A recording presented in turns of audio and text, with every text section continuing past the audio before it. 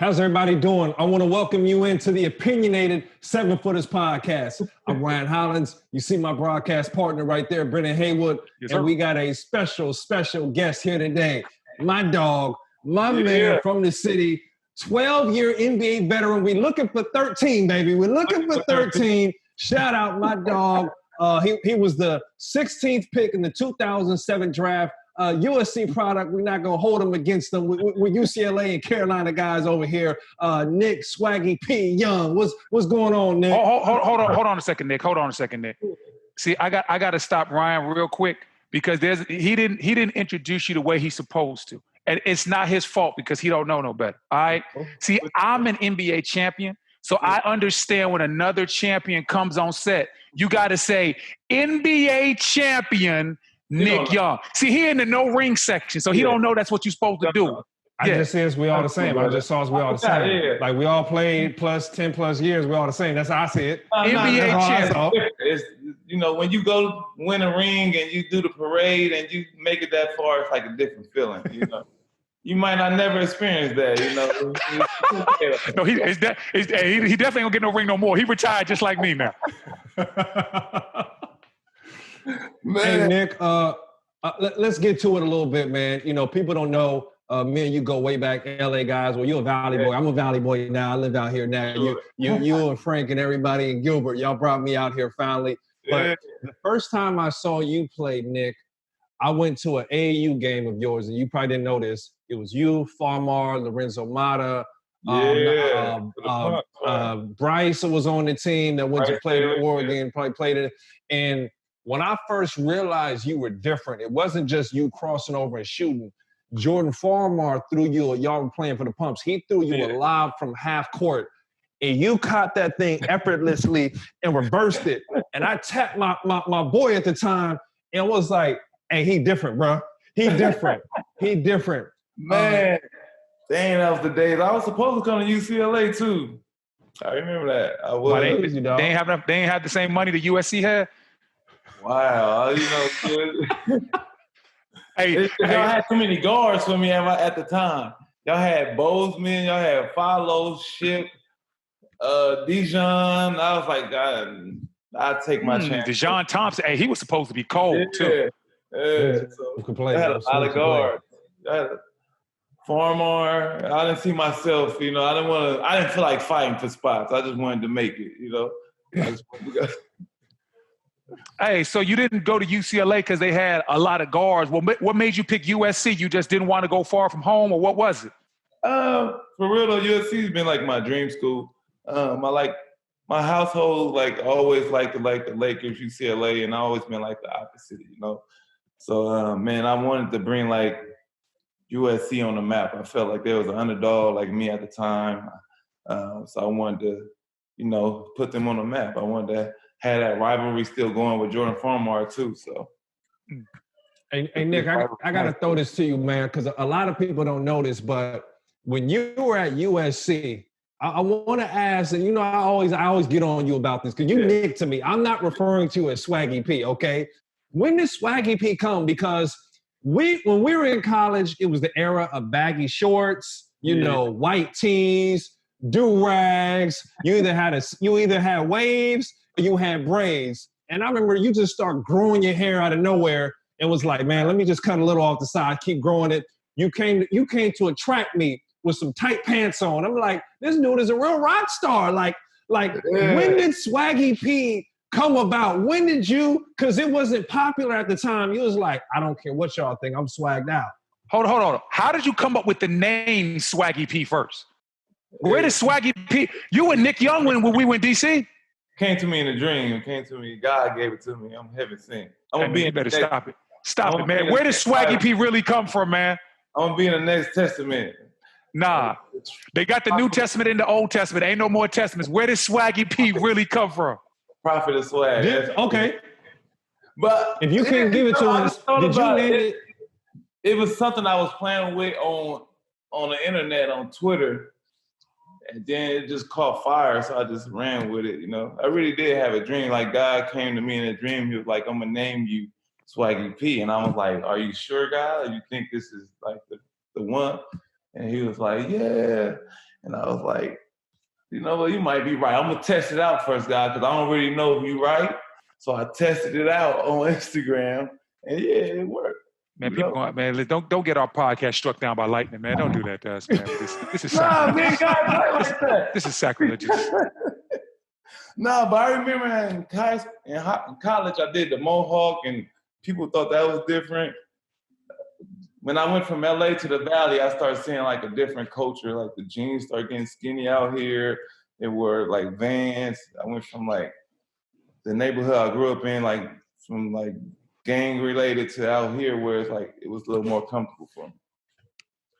And I'm gonna ask you a serious question too, Nick. Now, obviously, I came in with you. I saw you when you were a rookie, and I got to admit, we didn't have the most structure in DC, if I'm putting it correctly. And and you've joked around that Gilbert Arenas ruined your life because you didn't have a lot of structure, and he was taking you all around. Do you honestly think that? Because your career, you had some years where you scored the ball really well. Do you think your career would have honestly took off and went in a different direction had you been in a program with more structure? Because you played with Golden State down the stretch, and you saw how structured that program was. Do you think that your career would have been a little bit different if you had more structure coming in off the gate? It would have been different. Wise for me, it was just like I got labeled. You know, being with Gil, I got labeled as like somebody that didn't take the game serious. Like that's the only thing I hated about being next to Gil. That's when I say it ruined my life, because I think they didn't think I took my craft serious, so they thought I'd just play all around. And that's all I seen too when I came in. I was around Gilbert Arenas.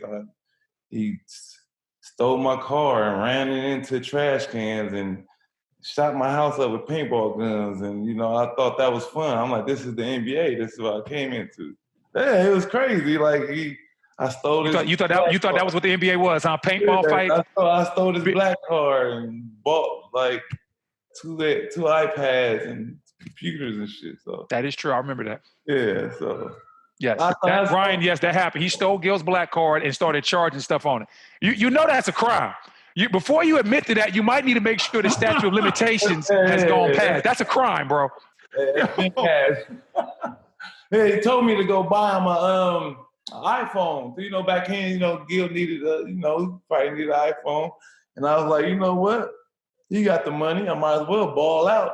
So I just bought me what I needed too. And I paid for it because he took my car keys. So when we landed at the plane, I didn't have my car there, so I was stuck at the airport. So he was able to remember I was staying in his house, so he was able to get to his house before me. So once I got there, it's like he had paintball guns ready. My car had trash. It was like bent up. So I was like, but he paid for stuff after. Your car was bent up? Yeah, my Range Rover, because he ran into he ran into like every trash can on the neighborhood in the neighborhood. With the Range Rover? Range Rover. He took your Range Rover. Oh, where was I guess I didn't get this part of the story when I played with y'all. So Gilbert Arenas to pay you back for charging stuff up on his credit card like an internet thief. Yeah. He ran your Range Rover into trash cans all throughout his neighborhood. Every trash can in the neighborhood was like in the street. And I was like, damn, I'm gonna come home like, what's going on? Why all these trash cans in the middle of the street? And I come home, I see my car got like tissue and like scrapes from trash cans, and like it was just crazy. But he paid for it. He paid to get the bumper and everything fixed after though. But that was Gil though, so. Hey, let me ask you something, dog. When we talk to Gil, for some reason he feels like one of his worst pranks, or maybe just another day at the office, was shooting you in the arm during a team awareness meeting. I told you, they didn't care. Like I told you, that's when I said they ruined my life. I told y'all. I was there for that. That's true. With a BB gun. He shot him with a BB gun. Yeah. In the guns awareness thing. And I'm looking at them like, y'all ain't gonna do nothing. And they just didn't say nothing. They just act like they didn't see nothing. They just kept talking. I said, damn, they got power, boy. When they act like they don't see a gun, I said, man, this is crazy. This is the NBA. But Haywood would always say slick stuff in the background, like, see, I told you. Who, me? Yeah. Yeah, he would always say the slickest stuff in the back. That was my role. It would cut the words too. Like Haywood words would cut you deep. Like, it was crazy. Hey, listen, man. That was the old me, man. I'm old now, man. I don't even act like that no more, man. I promise you, I've changed. Hey, No. and speaking of change, so you went through all the things you went through in DC. Yeah. But what was it like for you coming back home? Because then you get traded to the Clippers. I know you played for Philly for a while, then you get traded to the Lakers. Like, what was it coming back home, playing in front and for the teams that you grew up watching? What was that like? Your whole family being able to come to the game. What was that like for you? Man, it was a dream come true because it's like at the same time I got a chance to play with Kobe, but at the same time, Dan Tony was letting me play. Like that's all I ever wanted was somebody that like to believe in me and just let me play. And that's when I felt like I got the most out of the NBA for me during them times. And Nick, you know, Kobe too at the same time, like waking up at 6 a.m., coming to practice, driving an hour from the Valley, going up to Orange County. Kobe sitting in the parking lot like at 5 a.m. with shades on. I'm like, oh, it's still dark outside. That's his swag. I'm the coolest dude in the world to me. I'm like, man, it was dope though. And then we can't talk about stuff too long with Kobe because we was talking about the Drew League that time. He was like, we in working out. Like Kobe, like, yeah, man, how the Drew League going? I said, yeah, man, it's going dope. It's good, man. Then next thing you know, man, we talk about that shit later. We gonna focus on what I said. Just ask me a question. Hey, man, Kobe ain't on playtime, man. Kobe is definitely not on playtime, man. I said, man, don't ask me no more questions. He was dope, though. Hey, Nick, speaking of that relationship with Kobe, how did that go? Because, you know, obviously that story practice got out where, you know, you were talking trash to Kobe and he loves stuff like that. You guys start going back at it. But I know those moments happen a lot more than what was caught on camera. What was it like in practice? Because the one thing I would say about your game is what's intriguing, and nobody can argue this, you have probably one of the closest skill sets to Kobe Bryant in the way that you were 6'7" guard and you could get your shot off over anybody. And I know everybody who knows you knows your talent level. So how did those interactions come up and how did he spur off that? How did you guys play off each other? Oh, it was like when he was hurt and just watching observing, like he'd come in and be like, talk trash, like, you're going to be able to get that off on me. I already know everything you do. I studied your whole game last night. I'm just seeing you left. Seeing you right. You can't go left. I'm like, come on, how you going to study somebody's whole game in the night? You know, but that was him. But then next thing you know, he come to practice, like, I think 2 months later when he started feeling better. And some of the stuff kind of worked. I ain't gonna lie, he kind of know what he's talking about a little bit. But I was getting buckets. So I'm not. Was there ever a moment when you were getting the better of him at practice, like you would just served him up a couple of moves? You're like, oh, I just hit Kobe with the left to right. Yes, but then it's like I don't know how like the camera always he know when the cameras come in, and they catch. You know when like the cameras start coming in towards the end of the practice. And then out of nowhere, Kobe will do one of his spectacular moves, and then it'll be everywhere. And then you won't see your highlights; you'll just see all Kobe. Yeah. Hey Nick, I'm gonna bring this up, man, because you know I've always been in your corner, and I think that the things that we go through are always a part of our story. Yeah. You know, I want to talk about the D'Angelo Russell situation in the sense of. How have you grown now? I'm gonna bring it up, dog. We all know what happened, but you know. Hey, man. Listen, I'm not gonna lie. I didn't want to call you at the time and ask you about it, but since I'm here now, dog. How did that even happen? What went down? Oh, I don't know. It was. He just out here snitching. I couldn't tell you. I can't tell you. I just seen it online like everybody else, and I was like, this can't be true. This can't. I never seen that or been in a situation like that or seen like a teammate do that. So I couldn't believe it at first. And then once he like just caught wildfire, that's when I was like, yeah, something happened. He said his girl went through his phone or something like that and did it, but I don't know. Hey, now we know how fragile the locker room is though. Yeah. This is what I wanted. How did the team treat D'Angelo after that, and how do you view him now? How did the team treat him? Because I know a situation like that, cats be like, "Oh man, I ain't messing with dude." Yeah, it was tough. It's like nobody want to be around us. You couldn't trust the person that did that, and it's like people would go out. You gotta know your surroundings, and when something like that happened, you're gonna be that only kid at the lunch table by yourself because nobody wants to sit by you, But it was tough. It was a tough time because I got it criticized for hanging with a young player and getting film. Like it was my fault. Like I wanted to get film. So that's the only thing I hated. I wanted to get this put out of me talking about another person or another relationship. Are you cool with it? Are y'all cool? Y'all buried the hatchet? Hey, I'm gonna tell you this. Me and Eton Thomas buried the hatchet, so y'all can bury it. You and D'Angelo can bury the hatchet. Oh, but y'all had different beefs though. You and Eton was fighting over like playing time and. But I promise you, we buried the hatchet. We talked about it on Instagram. We apologized to each other and everything. So if I can apologize to Eton, I think you and D'Angelo, y'all can put this behind y'all. Hey, 6'9", man. Look at 6'9". Huh? Look at 6'9". He balling. D-Lo all right. Hey. Oh, you call him Tekashi 6'9"? Come on, bro. Come on, bro. You can't call that man Tekashi 6'9" out. It's the thing. It's going around. Hey, what they say, man? It's going around Coney Island. It's going around. Man, you can't put D'Angelo Russell on Tekashi 6'9" status, man. You gonna do that man like that, man? It's the same. It's like the same situation, ain't it? It really is. It really is. But they both made it, so I ain't tripping. It's all right.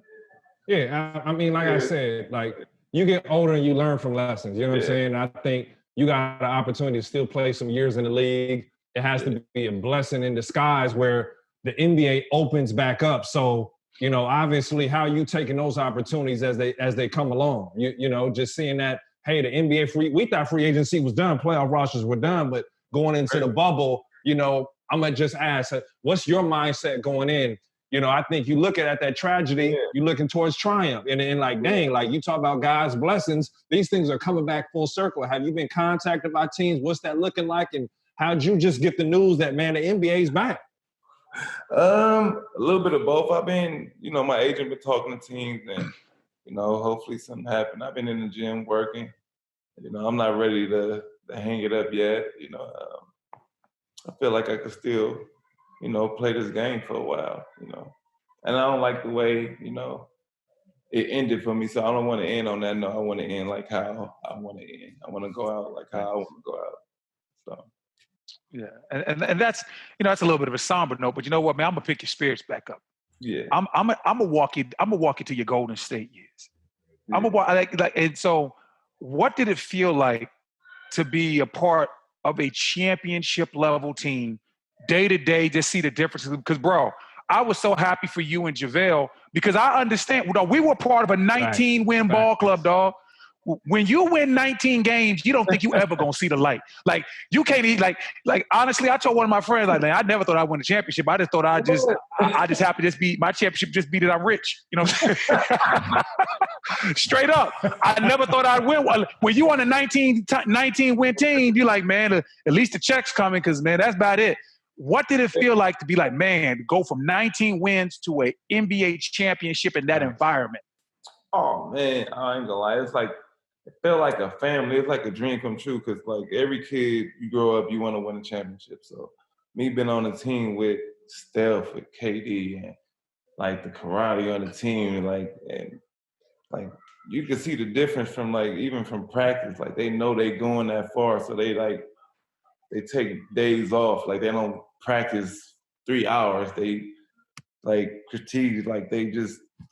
They do what they got to do to get the job done. Like they come in and work on this, and then they go home and relax. Because coach know they're gonna be playing in June. So once June came, my birthday, I'm like, I ain't never been playing June 1st. It's my birthday. I always been at home, just about to have a birthday party. Now I'm getting ready for my first game against LeBron in the NBA Finals. So that's fun too. So like the plane ride.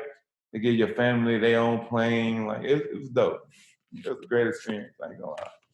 What was Steph like behind the scenes as a leader? What was one of the I mean, maybe a toughest moment where he stood out, or a play that you saw him make, or even just a shot he hit? Because I look at it, he hit so many shots, but like, Nick, you're known for hitting crazy shots. Man. We done been in the gym and you done did some wild stuff, but you got a chance coming from you. That's different. A shot that Steph hit, or something like he was like, "Hey, I'm gonna take over. We winning this game, y'all," and it showed out. I say Game 7 against Houston.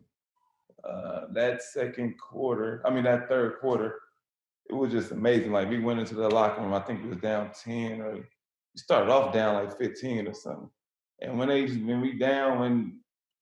down, they never, like, besides, I don't know what happened the years I left, but when I was there, like, they never folded when they was down 20. They always thought they had a chance. Like it was never no quit, no fight or nothing. I mean, no give up. And so that's why I like to, like, been on teams when you only win 19 games. You come in second quarter, you down 20, the game's over. Pack it up. Pack it up. Stats, man, you're just trying to patch your stats. You know, but them, they stick to it. Next thing you know, Steph will hit like 2 threes, Clay hit like 2 threes, and it's over. Then, like, I never seen like somebody that's like break a team off of just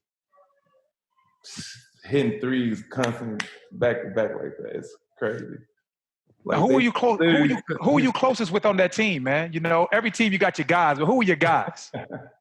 My guys, you know, I always like JaVale. That's my dog. You know, I've been knowing JaVale for years. And who else? Clay. It's gonna be Clay. I think Clay is probably one of the kind of like you, as far as passing for sure. Sneak his jokes in. That's the best way to be.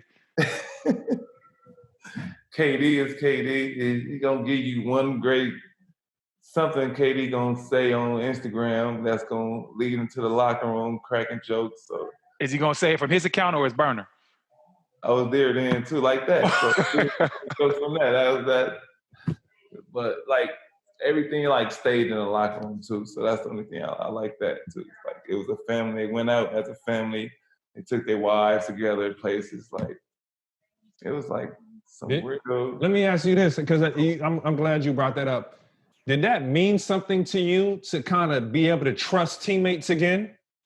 And I mean, obviously, like, we're not gonna act like the D'Angelo situation, but like, kind of like, dang, all right, bro, I got your back. I got you. This is between us. Like, was there a fear like, dang, bro, I don't want to be on the headlines right now? Yeah, for sure. Not saying that you were doing something crazy, but we all have to watch each other's back. Everybody who is in any locker room knows something that could have blew up a spot. You know what I'm saying? For sure. And I would say Draymond was like that glue. Draymond was like the glue to the team. I ain't gonna lie. He holds everybody accountable, keep everybody together.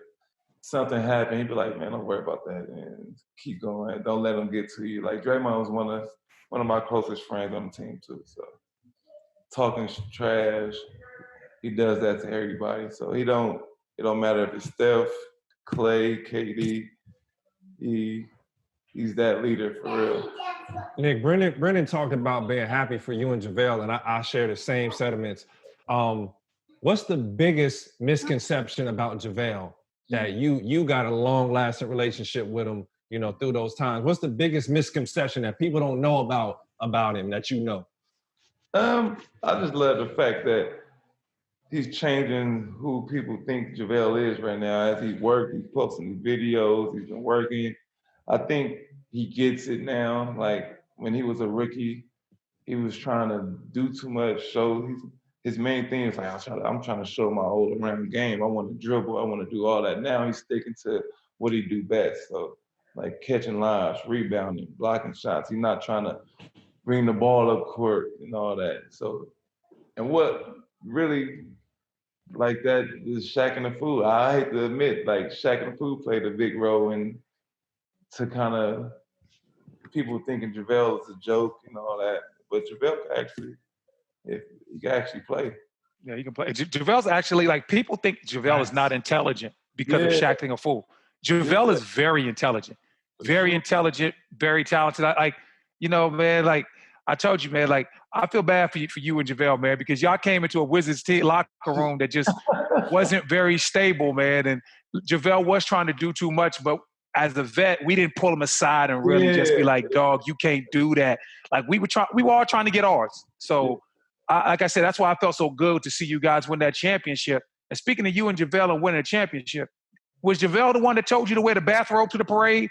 Who was behind the bathrobe at the parade?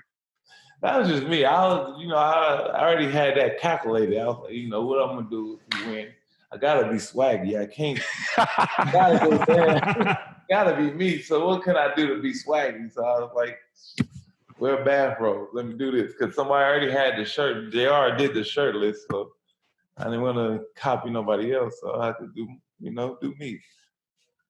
What about was there a certain game that stuck out? You talked about coming from behind, the guys obviously rallying together. That's something you never saw. Normally if you on a bad team, you down, go get your numbers. You know what I'm saying? Like, was there a game that stuck out where you was like, yo, like, and just walk us through it, whatever you vividly remember? Probably game 6 or game 5. I know we was back at home. Iguodala was out. I think game 6, we was down 3-2. And Houston came out at home. They was up 20 and laughing, cracking jokes and saying it was over. It was crazy. They said it was over? Yeah. I was like, hey, man. I was like, damn, man. I didn't want to be the guy like, man, I came here and they lose. It's going to be my fault. I'm all, damn, man, why I had to come here? And, but to them, it was like, we ain't losing this. We at home. And then next thing you know, the second half, after halftime, I think Steph made some first 2 threes. And no, it was Clay game 6. And Clay just went to work. He went on fire that second half and hit like 4 threes in a row. And then you can see the momentum change. And I don't think Houston was ready for that pressure. Like they thought they had the game in the bag, But next thing you know, we get up 20 going into the fourth quarter. Like that, it was a 20-point switch like that. It'd be like that, just that quick. It was crazy. You went down. We coming in halftime down, I think 18-20. Coming in the fourth quarter up 15 and something. It was crazy. Well, it wasn't like that in D.C. If we was down 18, we was going to finish down 25. And we was down big at halftime. We just packed it on up. We had Antoine, and Gil fighting over points. Y'all were. Hey, Nick, if we was down 20 at halftime, hey, listen, we look at that stat sheet like, all right, I got to get 10 more points to get to my average. That's all. Game plan went out the window after that. We were just trying to get to the stats. They was trying to get them stats. It was the funny. They was fighting over who's trying to be all-stars. I seen a lot of my rookie years, boy. Hey, Nick, let me throw this to you, man.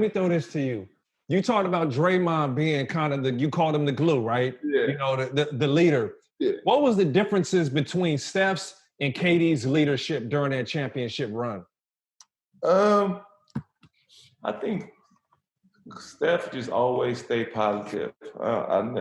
Even though, and KD showed his through his game. I think I used to tell KD, I don't think you know how good you really are. Like nobody could guard you 7 feet, could shoot. All you gotta do is shoot over anybody that just guard you. So, but Steph, to be his size, to have that much pressure on him night in and night out, I think it's unbelievable that he don't fold or don't get, straight away because he just stayed with his mechanics.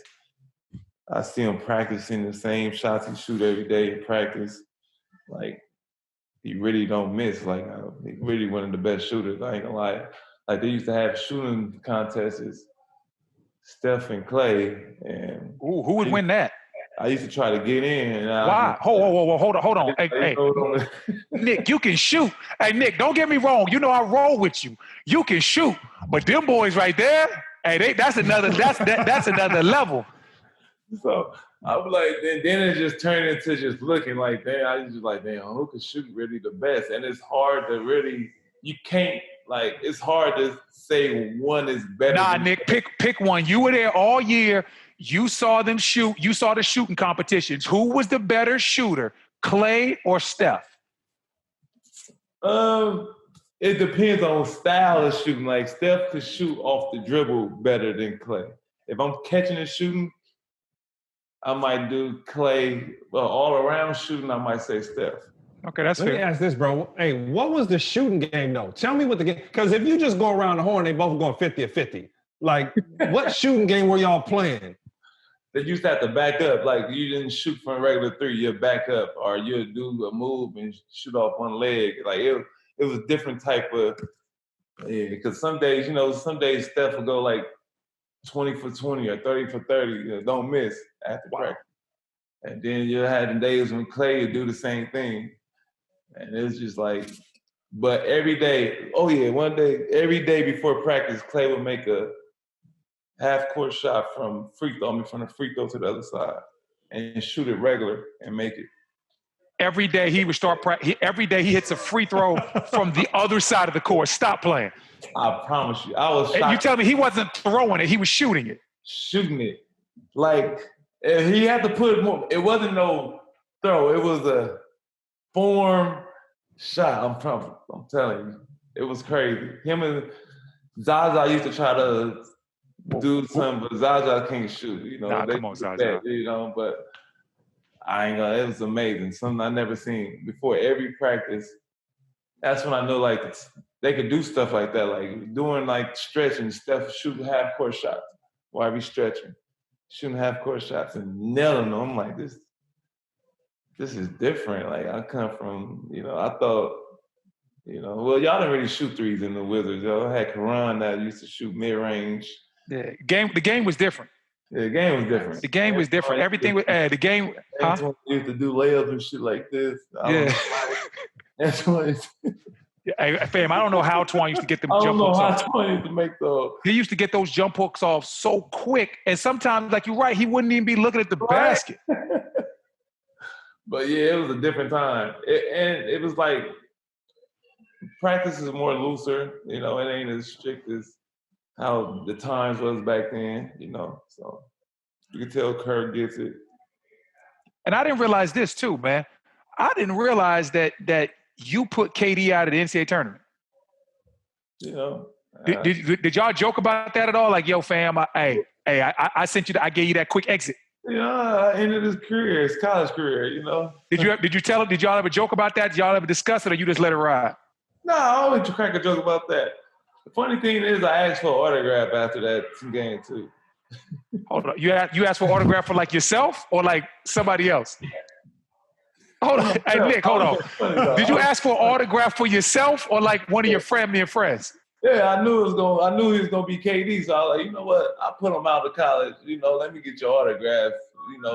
Even exchange. You feel me? You asked for KD's autograph in college after the NCAA tournament. Like, hey, dog, I know I just dashed your hopes and dreams, but can I get your autograph?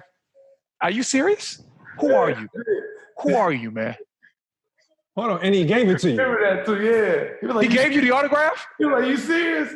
I'm like, yeah, man. Might as well, man. Did y'all joke about that when y'all played together in the league?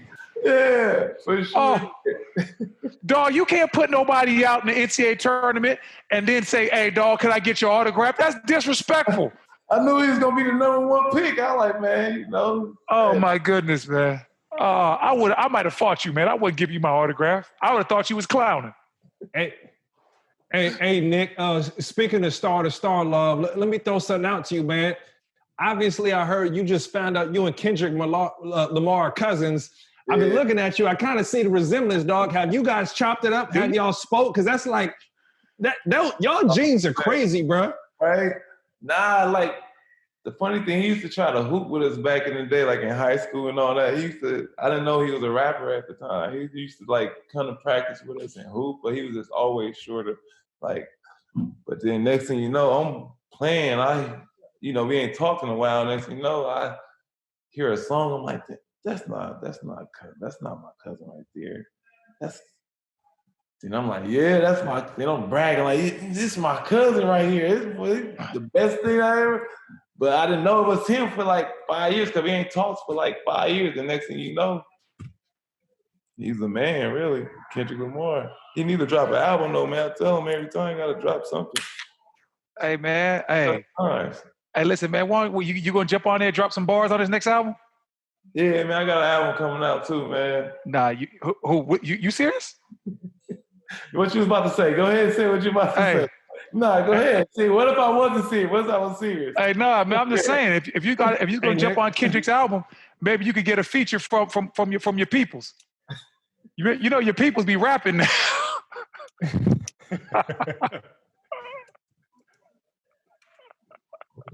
See. Hey, listen, man, I couldn't come on here and not give you who I am, man. I'm the same, but I've changed, but I still got to throw a couple of slick ones in there from time to time. Hey, Nick. I don't think they know about that, though. See, they don't know what you mean by. They don't know. Because we talked about this on IG. Hey, listen, somebody got to put a stop to this. They don't even know why we laughing, but somebody got to put a stop to this, and I blame you. Oh, man. Hey, Nick, I got to throw this to you before we get out of here, man. So we've been asking everybody, what's your favorite celebrity moment or celebrity story? Whether it's in the club, in the lounge, you know, Sean Marion told us a story about where he met Janet Jackson. He asked her for a dance. She was like, yeah. Mike Conley talked about when he gets a random phone call, some dude answer the phone. He like, who is this? He like, it's Ye. He be like, what you mean Ye? It's Ye. It's Kanye.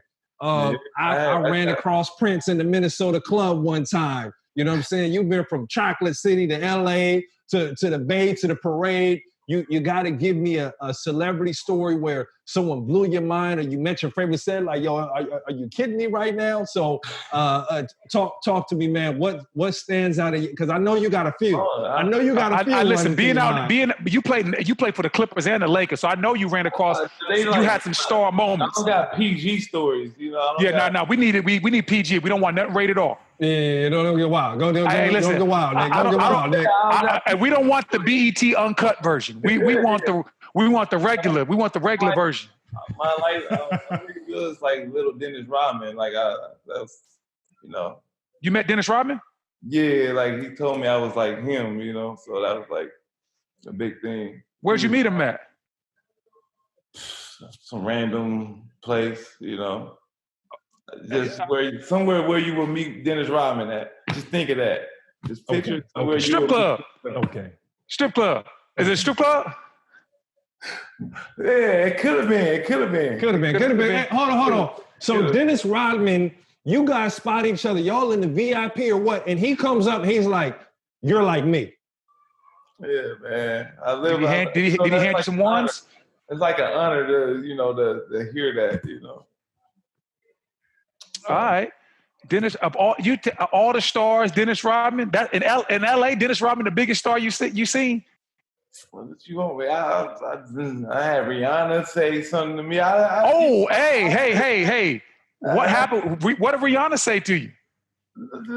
I had everybody speak to me now. You know, I'm kind of a big deal. I'm just saying, when she spoke to you, what did she say? No, one of the best things Kanye shouted me out on the song. Yeah, I forgot. What song was that? Facts. Okay, I'm gonna check it out when we get here to make sure you ain't lying. But hold on, Nick. When I wore his shoes, I started the Yeezy basketball shoe. When I wore his Yeezy shoe, he called me. He was like, "Swaggy wearing my shoes. See, we need to do this. We need the whole Yeezy hoop section." I told you I'm bigger than Jordan, so I started all that. You know, yeah. I do remember when you were balling the Yeezys. Those are all facts. Yeah. Facts. Hey, Nick. All right, this is what I'm trying to nail down with the story. Yeah. When was that moment, your moment? Like someone you saw, because you done seen everybody, and you kind of like, whatever, dog. Like you can hit a game-winning shot, whatever. Like, all right, cool. Like you always chill. Like, was there somebody who you was like, yo, like for real? Like, hey, hold on, you see that? Man, you know, probably just that's how people act when they meet me. You know, I'm somebody all story. You feel me? Bruh. I'm just a humble person, just when they see me, they be like, oh, it's so nice. I can't believe it's really you. And that's making me be like, you know what? I'm gonna give you a picture, man. For you to remember meeting me, I mean, I can't believe you. I can't believe you out here stunting like this. You know Stunning what, on man? Boys. Stunning on your boys. Hey, listen, I can't believe you stunting like this. Hey, Nick, you acting like this, man. We should have let Mike James beat you up that time in the locker room.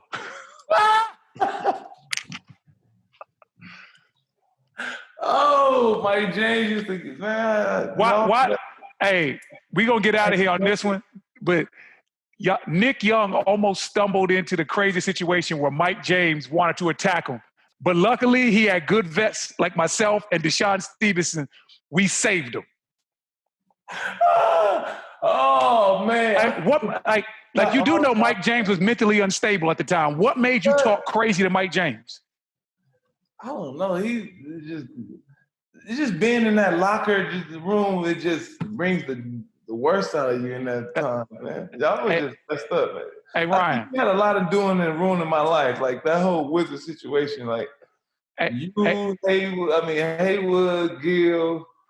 I saved you. Y'all ruined every young person's life. Like Ray Blatch just hated basketball. He just said, you know what, I don't want to be in the NBA no more because of this. I'm gonna go to China. That's how bad it was. Like y'all. Listen. Make a documentary about the Wizards. We really should, but listen, me and Deshaun Stevenson, we saved you from Mike James. Hey, Ryan. Because Mike James is sick. He's crazy. Hey, listen, when the guns in the locker room story got out, there was a rumor that Mike James had leaked the story to the media. So Nick's in the shower, and Mike James in the middle of the locker room going crazy, yelling, I ain't no snitch. I ain't no snitch. I fight everybody in here to prove I ain't no snitch. Nick Young walks out the shower with his towel on, walks past him, is like, hey, man, calm down, snitch.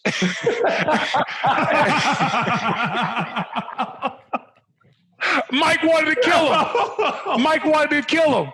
Dog, we had to grab Mike, man. Mike wanted to kill him, man. Dog, Mike was in the locker room so damn mad. Killed me that day. He always wanted to do something. He always was like, dog, I don't know what made you do that, man. He wanted to kill you. We saved your life that day, man. We saved your you all about that. Yes, we saved your life, man. Hey, Nick. Yo, wild times, man. Before we let you out of here, like Brendan said, first off, man, what have you been doing to work out? Act like you're going to look right into that camera and you're talking to, Rob Pelinka or, Dave Griffin over there with the Pelicans or whoever and just say, hey, man, this is what I've been doing. I'm ready to join the NBA. You know what I'm saying? Give us your spiel, man. Why should Nick Young get his, I heard you shout out that one more year that closeout year in the league. Because I believe I'm ready. I've been working out, training. I even been lifting weights more than normal.